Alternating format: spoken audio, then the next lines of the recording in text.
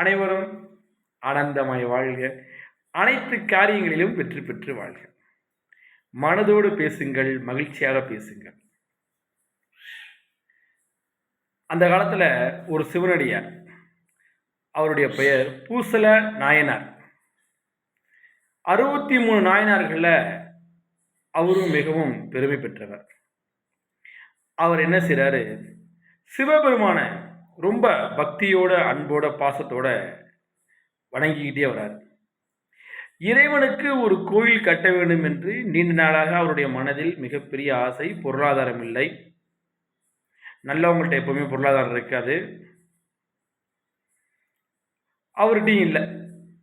சரி, நேரில் தான் கோயில் கட்ட முடியல, பொருளாதாரம் இல்லை, மனசில் கோயிலை கட்டுவோம் அப்படின்னு என்ன செய்கிறாரு, இறைவனை நினச்சி ஒரு இடத்த பார்க்குறாரு. அந்த இடத்துல இறைவனுக்காக அந்த கோவிலை கட்டிடுறாரு.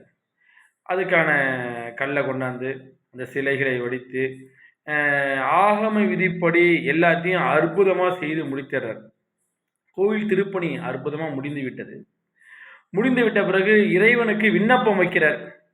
இறைவா, என்னுடைய திருக்கோயிலுக்கு நீங்கள் பொற்பாதம் எடுத்து வைத்து இந்த கோயிலை நீங்கள் ஆட்சி புரிந்து மக்களுக்கெல்லாம் நல்லது செய்யணும் அப்படின்னு.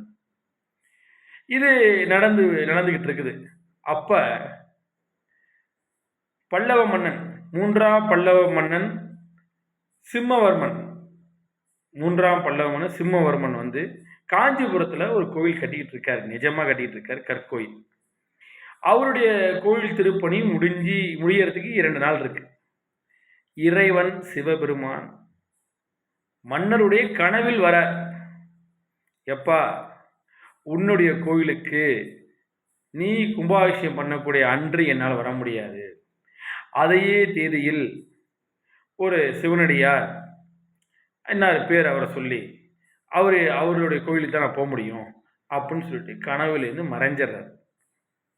மறைந்த பிறகு மன்னன் பதறி அடிச்சு கொண்டு எந்திரிச்சு பார்க்குறாரு. கனவுல சிவபெருமான் இந்த மாதிரி சொல்லிட்டு போயிட்டார். இவர் உடனே என்ன செய்யறாரு, பூசல நாயனாரை தேடி ஓடுறார்.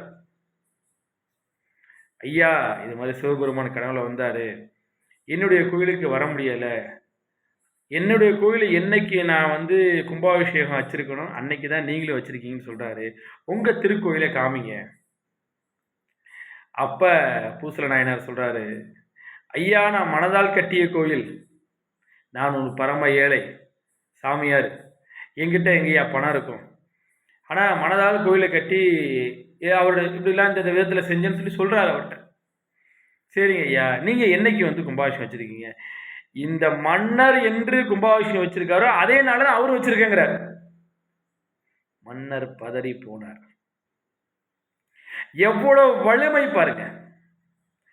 மனதோடு பேசுங்கள், மகிழ்ச்சியாக பேசுங்கள், உண்மையாக பேசுங்கள், நேர்மையாக பேசுங்கள். மனதோடு நம்ம யார்கிட்ட பேசணும், நேரில் பேசணும் அவசியம் இல்லை. உங்களுக்கு பிரதமர் மோடிஜி ஐயா கூட பேசணும், மனதோடு பேசுங்க. தினமும் பேசுங்க, 2 மணி நேரம் பேசுங்க, 3 மணி நேரம் பேசுங்க, விடிய பேசுங்க. ஒரு நாள் உங்களுடைய குரல் மோடிஜி ஐயா காதுக்கு கேட்கும். அனைவரும் ஆனந்தமாய் வாழ்க. அனைத்து காரியங்களிலும் வெற்றி பெற்று வாழ்க. உங்களுடன் நேதாஜி தில்லை விநாயகம். மனதோடு பேசுங்கள்.